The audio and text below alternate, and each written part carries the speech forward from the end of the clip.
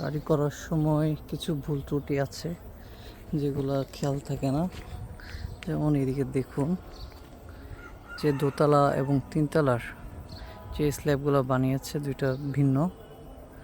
উপরে তিনতলা যেটা এটা একটু মোটা এবং নিচেরটা অনেক চিকন করে ফেলছে, যার ফলে যখন এরকম বক্স করা হবে তখন জিনিসটা মিলানো পসিবল হবে না, যার ফলে এটা অবশ্যই রিপেয়ার করতে হবে। দ্বিতীয়তলা সবগুলা জানালার স্ল্যাব, নিচের স্ল্যাবটা এটা গাঁথনি করার সময় প্রপার অ্যালাইনমেন্ট না থাকায় এখানে কোথাও একটু উঁচু হয়ে গেছে এবং কোথাও নেমে গেছে, যার ফলে গ্রিল যখন বসানো হয় কোথাও গ্যাপ ছিল, কোথাও চাপা ছিল, দেখতে পাচ্ছেন।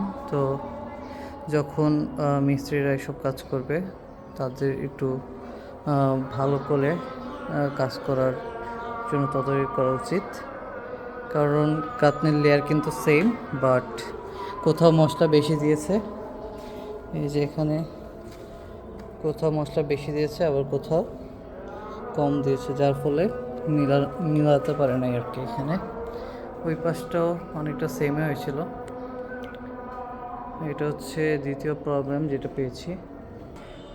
3 নম্বর যে সমস্যাটা আমরা ফেস করেছি সেটা হচ্ছে ইলেকট্রিক পাইপ যে পয়েন্টে দিয়ে যাচ্ছে, এটা যখন আমরা এটাই গাঁথনি করব তখনই যদি আমরা ওই অংশটাকে একটু ছেড়ে দিয়ে গাঁথনিটা করতে পারি তখন আমাদের এইরকম ওয়াল ভাঙার পসিবিলিটি থাকবে না।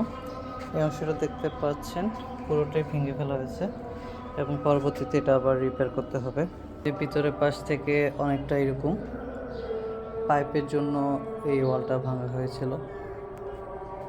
দেন এখানে দেখতে পাচ্ছেন আমাদের 5 ইঞ্চির মতো যে থিকনেস আছে, এখানে মিস্ত্রি সাহেবরা এখানে 5 ইঞ্চির গাঁথনি করেছেন, কিন্তু এটা যদি 10 ইঞ্চি করা হয় তাহলে এইখানটায় এই যে আমাদের যে চৌকাটের যে ঢালাইটা ওটা ভালো হয়। তো আমাদের এই প্রবলেমটা হয়েছিল যে এটা যখন এই চৌকাটের রিংয়ের জন্য বা যেটার সাথে মানে আটকে থাকবে এটার জন্য যখন এই গাঁথনিটা ভাঙতে গিয়েছিল এটার সাথে সাথে পুরো ওয়ালটা ভেঙে চলে এসেছিল, কারণ এখানে অতটা স্ট্রেংথ পাই নাই। তো এই জন্য আমি বলবো যে যদি 5 ইঞ্চি গাঁথনি করতে হয় তাহলে ইটটাকে লম্বালম্বি করে 10 ইঞ্চি রেখে তারপর এখানে গাঁথনি করা, যেটা আমাদের দোতলায় এই ভুলটা করেছে, মানে এই কাজটা করেছে, তিনতলায় আবার ওইটা মানে ঠিক করে ফেলেছে। এটা হচ্ছে দোতলা অন্যতম একটা সমস্যা। আরেকটি সমস্যা আমরা ফেস করেছি এই ভেন্টিলেটরে। তো দেখতে পাচ্ছেন জানলার এক পাশে ভেন্টিলেটরটা ওনারা দিয়ে ফেলেছে, তো এটা মাঝখানে এটা রিপেয়ার করে আনতে হবে। তো ভেন্টিলেটরটা চলে আসবে মাঝ বরাবর। তারপর ফল সিলিং যখন ঢালাই করে তারা কোনো রকমে ঢালাই করার চেষ্টা করে, যে অতটা গুরুত্ব সহকারে ঢালাই করে না, যার ফলে অনেক সময় বিভিন্ন পয়েন্টে রড দেখা যায়, কোথাও ফাটল দেখা যায়, যেহেতু এখানে প্রপারভাবে ঢালাইটা করে না, তো যার ফলে স্ট্রেংথ কমে যায়। তো আমার দেখা মতে এই যে ফল সিলিংটা আছে সবচেয়ে বাজেভাবে কাস্টিং করা হয়েছে। এখন প্রথমে যে প্রবলেমটা বলছিলাম যেটা দোতলায় ছিল, উপরের স্ল্যাবটা দেখেন অলমোস্ট 5 ইঞ্চি, নিচের স্ল্যাবটা এই যে থিকনেস অলমোস্ট 3 ইঞ্চির মতো। তো এটা দেখতেই মনে হচ্ছে যে এটা সিমেট্রিক না, যার ফলে পরবর্তী যদি এইভাবে আমরা রেখে দেই তাহলে বাইরে থেকে এটা মোটেও সুন্দর লাগবে না, উপরের অংশটা থিকনেস বেশি লাগবে এবং নিচেরটাও কম লাগবে। আর তখন যদি পরবর্তীতে এটা বাইরে থেকে মোটর বা সামথিং ওইগুলো দিয়ে যদি আমরা এটা ফিনিশিং করতে যাই, এটা যে কোনো সময় টেম্পার চলে গেলে খুলে পড়ে যাবে।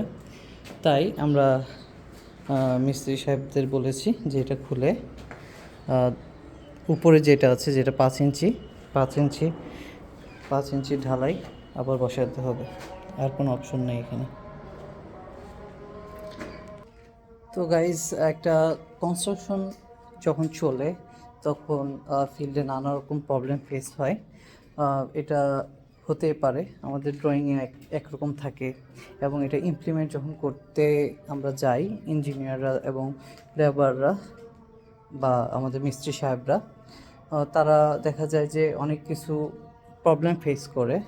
ওই প্রবলেমগুলো ওভারকাম করার জন্য আমরা ডিজাইনের কিছু মানে চেঞ্জ করে থাকি, যেটা মালিকের সাথে কথা বলে এটা আমরা করে থাকি আর কি, যাতে ডিজাইনও ঠিক থাকে এবং আমাদের কাজ করতে সুবিধা হয়। তো এখানে আমরা কিছু ভালো কাজও যদি দেখাই, কলামগুলা সুরক্ষিত রেখেছি। এখানে ক্লাম্পের মাধ্যমে আমরা আটকে দিয়েছি চৌকাঠটা, কোথাও কোনো রকম কলমে আঘাত করা হয় নাই। ঠিক সিমিলারলি আমরা প্রত্যেকটাতে আমাদের একটা কলমও আলহামদুলিল্লাহ আমরা কোনো গর্ত বা কিছু করিনি, ফিজিক্যালি কোনোভাবে আমরা আঘাত করিনি। তো দেখতে পাচ্ছেন এখানে একটা চৌকাঠের জন্য গাঁথনি করা হয়েছে। তো এটা এরকম হচ্ছে। তো সিভিলের কাজে এরকম যে প্রবলেম আসবেই, এবং সেটা সলভ করতে নিজেদের ক্রিয়েটিভিটির মাধ্যমে এইসব সলভ করতে হবে। তো আমাদের সাথে থাকুন, এই চ্যানেলের সাথে থাকুন। তো ভবিষ্যতে এটার আপডেট ওয়ার্ক, এটা প্লাস্টার সামনে হয়তো বা চলবে, প্লাস্টারের পরে এটা কেমন লাগে বিল্ডিংটা দেখতে, সেটাও আপনাদেরকে দেখাবো। তো আজকের মতো এই পর্যন্তই। সবাই ভালো থাকবেন, সুস্থ থাকবেন। আল্লাহ হাফেজ।